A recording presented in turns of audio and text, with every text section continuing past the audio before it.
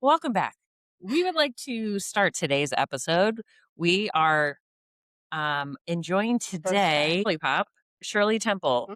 And you said we had been looking. We've been You had been searching far and wide from, I think Poppy from also had a Poppy's Shirley brand because they Temple. have a new one. Yes. So I found this. Very happy, very excited. We're trying it. Shirley Temple. Here we go. Delish. It tastes just like It does. I'm wearing it. it's giving 1995, at a restaurant.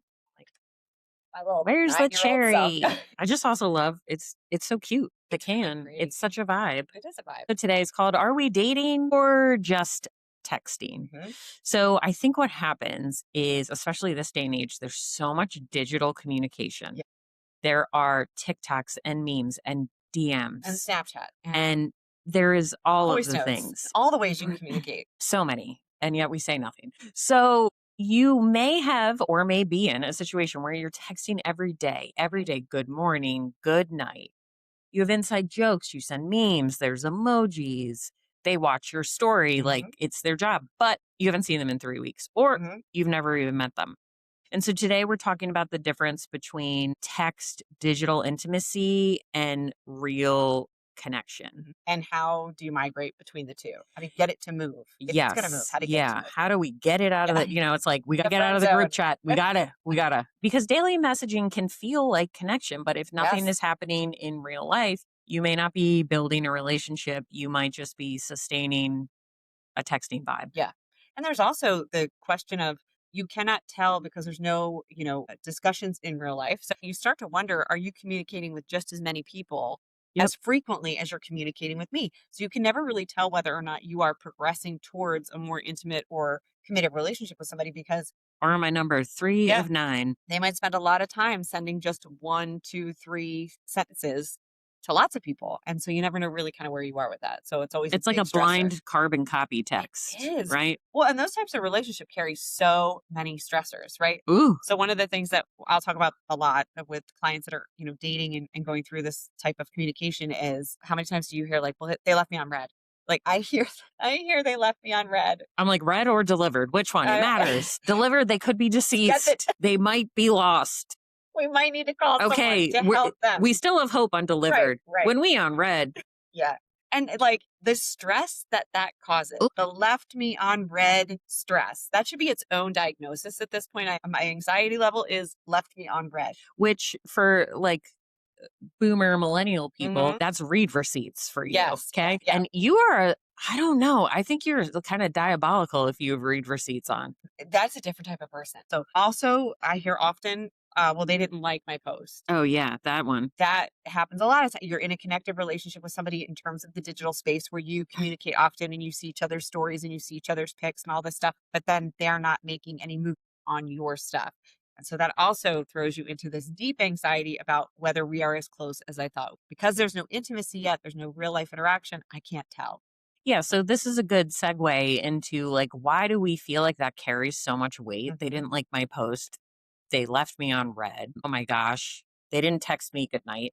So it's the false closeness trap. And so what happens is constant texting or digital communication of some kind creates emotional familiarity. And so you're sharing your day, you're sharing your life, you vent, you feel seen, you're sharing your stories, you're on my close friends, and that feels like progression. But if in person time is not increasing, there is no progression. You're just looping or circling the drain. And digital intimacy can replace the risk of real intimacy. Absolutely. Right? It's safer for me to send a paragraph at midnight to you saying, I just wanted to let you know I've been having all these thoughts, or I really like you and I could have, right? Like, or whatever it is, than to say, hey, are you free Friday? I'd love to see you. Right. So one is building fantasy and one is building a relationship. Yes. Yeah. And I think in the fantasy part, what happens there is, again, we lean more on, we think we're very close because of how often we communicate. But what research shows is that digital spaces in terms of communication will lack the closeness. Yep. So we communicate all the time. And I think you must really like me because we talk all day long in this sense of digital communication, but we don't talk about anything in depth. It's you had this for lunch, you're going here after dinner, you're working out at 6, I told you I worked out earlier today. Whatever the case is, we're sharing about our day, but we're not sharing about intimate details about our Mhm, lives. And so that keeps the relationship out of the intimacy category in terms of connection, not mhm, necessarily the physical part, but the mhm. emotional part. Yeah, and I think even if you do text those things, like, can you imagine if the first time you told someone you love them or heard that was over a text? Oh Yeah. my goodness. Also, one of the things that stops it from moving or at least questioning whether we're moving towards the more intimate is that texting takes away from tone and nuance, right? And we've talked about that in a couple different ways to communicate with each other. But when you are texting back and forth and trying to build a relationship and get a connection together, tone of somebody else, like if you've never met them in person, so you Mhm, don't know the tone of the way that they speak, if they're sarcastic when they talk, however they lean more towards their nuances of speech, you will not pick that up from you might get it a little bit from voice notes, but even then, it's short and sweet, and so you're not getting a ton. But we lose tone, we lose nuances, and we can then inflect a narrative in there that might not even be there. So we can think we are much closer than we actually are by how we're interpreting, some of the digital mhm. responses, or we can go the other way and we could think that the way the person said that means we're not as close as I thought we were. Right? So let's go with the "Hey," Oh my God. EY could be "Hey," or "Hey," or "Hey," Uh-huh. or "Hi," Yep. right? I don't know which one it is, right? And Mm. you're like, since I can't inflect tone, I know emojis or Right. the old The emoji. exclamation. Like, I don't want it to be okay. If you give me a okay period, ooh, I am reading that some kind of Oh, is that fighting sideways. words for you? Yeah. Oh, okay. ChatGPT did that to me once, and I had to tell it. I was like, listen, Oh, you're that feels triggering me. dismissive. I don't appreciate Okay. you. Or a hey period. If you just send that, just that as a message, Well, I don't know who though. Who just says, monsters, "Hey"? monsters. How about bye period? Yeah. The only time I've ever noticed, like, the "hey" if there was, like, a breakup and time has passed and the person's trying to reengage with you, you'll just get the, "Hey, So hi, what's up?" Or it'll be like a birthday text, right? Like the way to your birthday. right? So Like, you get "Hey, yeah, you get happy that birthday." from the ex you haven't talked to, and you're like, Yeah. "What do you think it means? Do you think he wants to get back together, Again, or do because you there's think no it means" tone. I don't know. What does this mean? who knows? It could mean Nope. anything. Alright, what else we got? Hey. Okay. So why do we tolerate this, right? If it's not that great, why are we tolerating it? Yeah. Because it regulates anxiety. It regulates your anxiety. So if you lean anxious, daily Yeah. texting soothes you Yes. because it feels like reassurance. Yes. You thought of me today, and that's why you texted me. That's we interpret it that way no Mhm. matter what. Yep. I came across your mind, Mhm. which means you care Mhm. or you have interest. Mhm. That's why you responded to me or sent me something. Really, it's like we tolerate it, it regulates anxiety and it keeps the attachment system calm. But you'll hear like, you couldn't even send me a text as if Mhm. it is not so emotionally Right. laden. What does it take you 3 seconds to send a text? I'm sorry, you just reduced this entire emotional Mhm. conversation down to a simple text, of which it is not. So when people, say that, but it does. It feels like reassurance. You thought of me. And that's why it's like, you didn't even like my photo. You didn't even look at my story. There could be 95 reasons that I didn't do that. Correct. But we have assigned meaning to these Mhm. things that is not the accurate meaning of them Right. And often. we're assigning the meaning to those things because we don't have the emotional connection or the intimacy yet. Right. So That's even the if you're thing. not texting me every day and I assign meaning, you don't like me, that is also an effort on my part to regulate my anxiety Mhm. just in the other direction. It's offering me, you don't look at it, it's offering me some sense of certainty, Mhm. which is like we often, if you lean anxious, that feels certainty, good, bad, or otherwise. Like, Yeah, and I think it's gotta be incredibly hard too to navigate it right now because let's say you do start, a communication of some sort with someone new. Typically, the progression is that you will all stalk each other on social media, right? You it's how people find out about the other person because, again, we're not meeting in you real could life. just ask. Well, no one's gonna tell you all the people that they dated by you just asking. You have to go look. You gotta do a deep dive, and I'm alright with the deep dive. The only deep dive I would do is I would put people through the justice portal, see if you got any Little crimes. background check, some No, fingerprints. that's the one I would do. But absolutely, you're gonna do, a deep dive on who they've been with, what page shows, or is their ex still their ex? Like, it happens, and that's where we are with it. But what happens from that point, though, is because you've looked at each other, so you know exactly what social media platforms all of you are on, Mhm. you start to judge whether we're progressing in the relationship based upon, are you following me and active with me on all those things? So that becomes the progression towards Mhm. intimacy Metric. now, is that there's a lot of work going into these daily check-ins on all the platforms to make sure I'm staying up and showing you my interest. And then if I missed one or I don't, to your point, that's sending a message that there might be something wrong, or at least that's how we feel anxiety wise.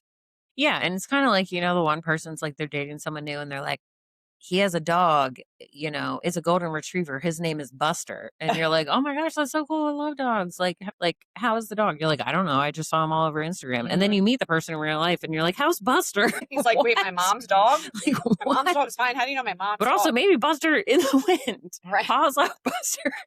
Buster, he died 12 years ago. Like, what?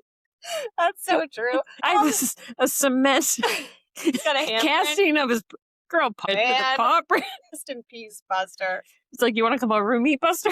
Here, his little dog ashes is so sad. She like brings a bone thinking she's gonna meet Buster. Yeah. I brought a string and then he says He's like, get you crazy. What are you right. talking No, about? then he's triggered, he starts crying. She found the ick. She's out. Now she's out. We ruined the whole relationship now. It died. The relationship Just died. like Buster. We gotta get it together. Oh shoot. Okay, carry Okay. on. Let's get serious. I'm gonna try. Okay. Sorry. Okay. Okay. On that line, Mhm. what do you think about the websites where you go to and you post whether or not you're dating the same guy? The one where it's like, "I I wanna wanna know tell if you this about this person person because I don't really like them, and This here's one is what." like you put a guy up there, or Yeah. well, not just a guy. You can put anybody up there that you're dating, but put the person that you are potentially going to date up there, and you say, "Is this anybody's husband, boyfriend, girlfriend, wife?" Oh, Before I oh, start dating oh. them, right? Oh, So, you wanna like, see if are I'm you dating other dating this people. person? Okay. Oh, no, sorry. Because the premise is there are so many people have been lied to, right? They're dating someone new and then they find out that the person has a girlfriend, a wife, a husband, Um, and they've been burned so many times. So you put it up there and you go, okay, before I get more involved and invested in this relationship, is this somebody else's person? See, that's giving like, Timo Sherlock to me. Mm, That's a lot of effort. I don't even know you. I'm doing all of yeah. this. Although it is better than having somebody knock on your door and be like, you are dating my husband. Yeah, the regulation of anxiety and all of this is it's like until the texting slows down, Uh-huh. it's like you're doing it every day and then all of a sudden there's a disruption to the Yes. pattern because inevitably that will always happen Hmm. for a myriad of reasons, Right. right? Correct. Either actually the connection has changed, the Right. person got busy, they're on a work trip, whatever, or Right. deceased. It happened to a friend of mine. But your entire sense of stability is then dependent on if my phone is lighting up or not. Yes. Like I have in the past because it's caused so much anxiety. I'm like, Mhm. I'm not going to look at my phone. I'm going to turn it over. We've talked about that. You're so good at that. I'm going to turn it over. I'm going to turn it off. I need to go do another You could activity. go 8 hours without checking your phone. Could I? You do. Well, hell yeah. I know. I I'm know. well 'Cause aware. sometimes my responses be all late. Yeah, And like, shit. what the hell? The other day, I was like, you good? Did you die? I know. It was like 24 hours. But in fact, I was not good at that time. Oh, and I'm not even attached to my phone. That's why I worried. I was like, it's been a day and a half. No, you were not. And whenever you texted me that, I was with someone that was like, "See, they're checking on me because I am not good. This is Okay. accurate." I Yeah. don't know. I can't I remember was what about it to call was. somebody. I'm like, Yeah, I'm gonna no, get I in the was, car. Like, I was not good. I was struggling. But yeah, you're waiting for your phone to light up, and then it's like if connection is only existing in a screen, that is structurally very fragile, yes. and that's not security or a relationship. It's notification based attachment, Yeah. Okay. which you in danger, girl. So we got to talk about that. So let's talk about ghosting and breadcrumbing, because I'm Okay. sure many of you who are digitally, responding back and forth in these, relationships are dealing with both of these things. So breadcrumbing, for anybody who's listening and doesn't know, is Mhm. basically giving you enough to keep you invested in this relationship, but I'm never really going more in depth, and I'm not leading us to commitment, but I'm not saying we're not committed. Mhm. So I want to keep this option open for myself, if you're Mhm. being really honest. Like, just you want to consistently keep this relationship, you're giving the relationship enough to have it sustain where it is, not progressing. Not progressing, but staying. Mhm. Yeah, it's kind of like, oh, we had a great date, first date or second date. I haven't heard from them in 3 days, and you're just about to be like it's over, and then they text you. did you see the game last night? Right. Like some kind of random thing. And it feels real because it can be frequent and it can be emotionally stimulating. Like someone thought about me in their day. And it gives you this small dopamine Yep. hit. Yep. Um, Keep you attached. yeah, and your nervous system is like, we good. Yeah. He likes me. She likes me. But that is such low effort Yeah. connection. It is so low effort. But it keeps you thinking there is the potential for more. And that's Mhm. why The is fix. where it could get more serious or we could progress to the next But level also six the two. question is like if I'm asking me that used to do that, I'd be like, girl, what is giving you indication that this shit gonna change? What gave you that? What was the Right. evidence that told you this is gonna progress? Yeah. It's fantasy. Mm, It's it's fantasy. me living in Delulu Yeah. land is what Right. it is. And then there's the dreaded ghosting, which is just a complete dropping off of communication. There is consistent communication for quite some time and then an abrupt end with usually no or very little explanation attached to it. So it's just done. Somebody texted you on a consistent basis and then all of a sudden we're done. Like we don't talk anymore. There was no more response. There was no more engagement and it's Do over. you feel like it's ever acceptable? It's funny. What That comes up a lot. the research that I pulled on that, which is startling, is that the percentage of people who were ghosted are the highest percentage of people to do it to somebody else. Uh, Yeah. So if you've been ghosted, basically, as how it's saying is the research shows if it has been done to you, it's a socially learned behavior. It's now an acceptable social learned behavior for you that you now think it is reasonable to do to somebody else. but also we made a story about that. We call it ghosted. We made it sound bad, and Mhm. sometimes it's just they stopped. What if we just say they stopped communicating? Yeah. That could be neutral. Yeah. I mean, it depends on the situation. If we've communicated every single day for a really long time and all of a sudden there's been nothing, the only way that I would say it's unacceptable is if there was somebody who tried to touch base again. So Yes. a couple days had gone by and you text and go, "Hey, you You good? good? Yeah, I haven't heard from you. You good?"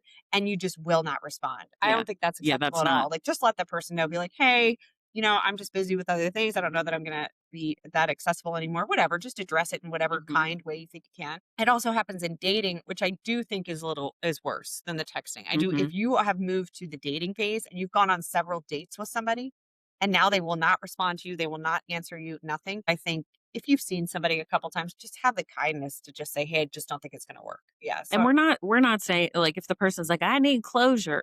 yeah, Okay. then We listen to our episode about listen to our closure. other episode about that. That's not that. That's not necessary, you don't need to do But that. yeah, so it's like your vulnerability lives in your phone. And so you Mhm. become bonded to access and not investment from Yeah. somebody. So texting is access, actual dating is effort. So, what does real intimacy look like? Isn't that the question of the year? What does Mhm. real intimacy look like? Well, I got it for you. If you want to get a pen, okay, take Well, some also just to notes. lead into that, one of the things that we have to be careful of when you migrate from, the Hmm. social media relationships and digital relationships to the actual physical relationships is that sometimes it is awkward, right? So we've had such a strong relationship digitally, but we have not had any connection face to face. And sometimes these go on for a very long period of time where Hmm. you've been communicating for Hmm. such a long time that the buildup and the anxiety and the awkwardness that comes from meeting face to Hmm. face is palpable. So that can really change and make the intimacy part of the connection part really challenging. Yeah. So real intimacy, real connection requires planning, Hmm. logistics, Yeah. showing up, follow through. So I think also responsiveness is not the same as reliability. When people are like, he texts me back every time. When's the last time you seen him? When's the last time you made a date? Yes. So reliability sounds like this because I know people are going to be like, how will I know? Mhm. Are you free Thursday at 7? I made reservations. I'll pick you up. So when someone wants to date you, Mhm. they will create structure to do so. It's not 11 p.m. you up. It's not "Wait, the weekend is free and I'm wait like I don't know if Mhm. we're hanging out. They haven't texted me. There's no Right. structure for that. What are you supposed to be doing? Just sitting waiting Right. around for them to be like, Yep. you want to hang tonight? What? They don't want to date And we you? should probably address the sexting part too. Oh god. Well, clearly she's not doing it. But we have to address the fact that sexting also does not make an intimate relationship, a connected relationship. So that is a huge difference. Just because you are having some sort of sexually connected relationship over the phone, however that may be, whether it be pictures or you talk to each other or whatever, that is not going to transfer to an in real life physical connective relationship. I think Mhm. that's a huge Mhm. distinction because you'll find that some people who believe that that is what made them already intimately connected to somebody, it doesn't transfer well into real life. You won't find that it's as successful as you hope it will be. So, not that there's anything against it. This part doesn't equal that we're going to have a great connective relationship in real life. Yeah. You are so anti that. Well, You're like, ugh, it just gives such a false it sense does. of things. One Yeah, we're person might be dating. really connected to it. Like one person might be like, because we do this with each other, we are in a higher level relationship. But again, and it's unfortunate to say it this way, but that's an easy avenue to with multiple, It's just not just you one. are bonded to accessibility, not connection. Yes. So the tool of the week is the effort ratio check. So you want to ask yourself who is initiating plans? Are dates happening consistently? Is in person time increasing over time? Does emotional intimacy match real life investment? If texting stopped tomorrow, would there be anything left? Mhm. Okay. So if you took texting out of whoever you're in a situationship with Yes. or you're calling it dating or whatever, Mhm. is there anything left? Is there anything left over? And if most of the effort lives digitally and not in meeting at any point, you're sustaining a vibe and not building a relationship. Well, and then there's a question of how long do you let it go on? If your intent is to be with somebody in real life and have a real connection and be with somebody, how long do you let the digital relationship go on before you address, are we doing this? Yeah, and that's the part. If this could go on because it's so comfortable, because there's still connection, because both people feel like they're giving Yeah. energy to this relationship, this could go on for so long. And then you find yourself talking to somebody for months and months and months, and you're like, we still don't, I just still don't even know if we're dating. I don't know if we're together. I don't know if he wants to be with me. I don't know if she wants to go out with me. And so there should be some sort of time frame for you personally as to how long you're willing to let these kind of digital dating relationships go on Yeah. before you wanna see whether or not it's gonna go And somewhere that's else. the effort ratio check is asking yourself this question like, who is initiating plans? If you're like, what plans? Okay, we didn't even get past question one, right? Are dates happening consistently? What about no date? Mhm. That you ain't dating. So if the person disappeared tomorrow, would you miss them?